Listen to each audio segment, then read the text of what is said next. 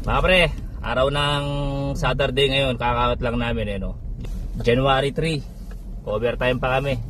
Tunod pa rin ang dati mga pre, dito pa rin kami sa Manitoba. Yung nanalo ng jacket pre, si Sir Glenn, nakita ko sa planta pre. Ngayon, para maibigay ko yung jacket niya, eto pre, pinasabi ko siya sa akin. Sir Glenn pre, tama-tama, XL yung jacket. Eto na, sinama ko na pre para siguradong wala nang kawala kasi baka ma-harbor pa ng iba.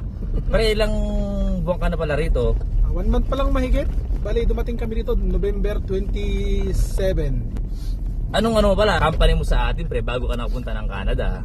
Saan ka nagtatrabaho? Bali, 2016 to 2021 ba yan? Midford ako? Midford, Garcia no pre? Same Okay. lang yan. Garcia sa ano. Anong outlet yun pre? Sa ano ako nasign ako sa SM Mega Mall. Mega Mall, Ortigas. SM yun. Shoutout mo ba yung mga dun pre? Mga taga SM. Shout out yung mga dating kasamahan ko dyan sa Midworld. Ano yung mga requirements na kailangan mo pre para makapunta rito? Marami. Yung mga, Pagka mag-a-apply ka pre, halimbawa pupunta ka ng agency, anong mga basic na requirements ang ibibigay sa agency? mga dapat updated mga SSS, SSS, mga COA, CB, ganon, Canadian CB. Marami-rami din. Tapos silang taon din hinintay mo pre, papuntang naka-Canada ka? 1 year and 2 1 year. months. 1 year and 2 months. Kasi na-hired kami August sa Cavite. Oo. Tapos September na namin nalaman na na-hired na kami. Tapos ang deployment namin November 26, kaya mga 1 year and 2 months nga. Ano ka pre, Lamia o nominee? MPNP? MPNP. So ibig sabihin pre, landed ka, nominated ka no? Hindi ka na mag-a-apply ng rito, MPNP. For PR ka na niyan. Tsaka shout out din ka pala yung mga kasama ko dati sa Northstar kasi nag-Northstar din ako Yun, Northstar, SM bonus na pre. Before ako. Yung previous na company ko, Northstar. Mga kasama ko diyan, mga taga Save More Nagtahan tsaka De La Puente. Lakay diyan, lakay sa Nagtahan. Master sa De La Puente, Save More. Yan. Apply na kayo, maganda rito. Diba? At saka hindi lang yung company natin na nangangailangan ng mga budget pre, di ba? Nandiyan pa si Mapolip, nandiyan pa si Cargill, nandiyan pa si JBS, Olimin, maraming company na pwede nilang applyan. Anong agency mo pre na in-applyan papunta rito? ISO sa Makati.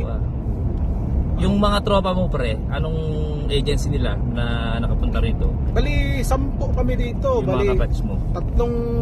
Basta sa amin, 3 ISO, Venture, tsaka Magsaysay. Say Global. So 3 ang agency pre ng company natin ISO.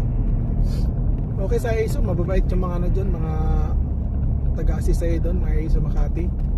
Si Utol pre, shoutout mo nga si Utol. Shoutout yung kapatid ko dyan sa Davao. Ano pa kanya pre? Clint Cobilo, butcher din yun.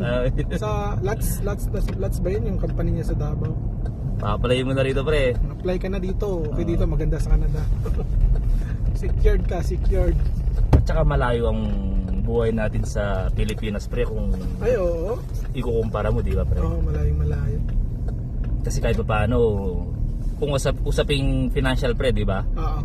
Ayos. Kahit paano may ibigay mo talaga yung pangangailangan ng pamilya natin. Dati doon, yung Quincenas, mga 7 or 8 lang dito. Malaki talaga diferensya. Saan ka pala na-assign ngayon pre? Sa ako? Sa main break, sa cooler. Pushag ako. Ano yung pre? Tinutulak mo yung mga baboy? Baboy. Mga pushag. Una, mahirap. Pero pagkalaunan, sanay na okay na. Yung bahay mo pre? Sa kami nakatira ngayon? Sa Howdin. Libre pa yun ng company? Bali ngayong sahod na to, sa January 9, bali kakaltasan na kami ng Okay. ticket. Pero okay na kasi libre kami 1 month.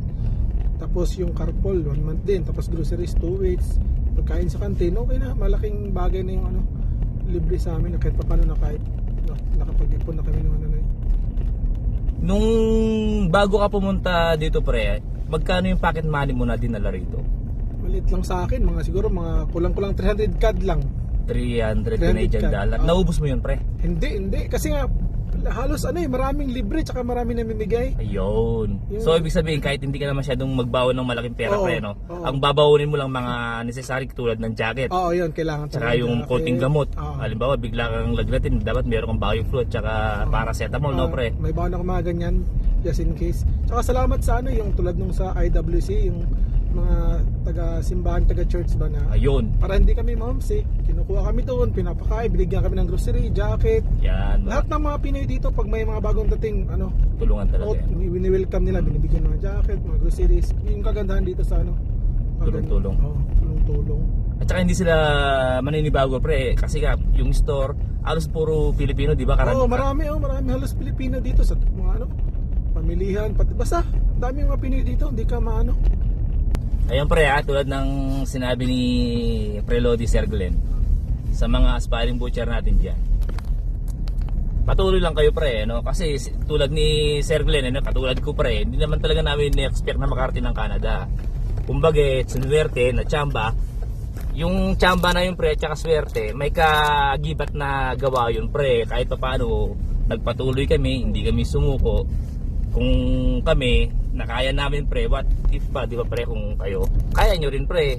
Wala naman special sa amin kumakain lang kami ng kanin. Di ba pre? Oo. So patuloy lang tayo sa naumpisaan natin pre, sa pangarap na maiyaw ng mga pamilya natin no? O sige, ganoon na lang muna mga pre. Si Kadiscarding Butcher po ito na nagsasabing mag-ingat po tayo palagi and God bless.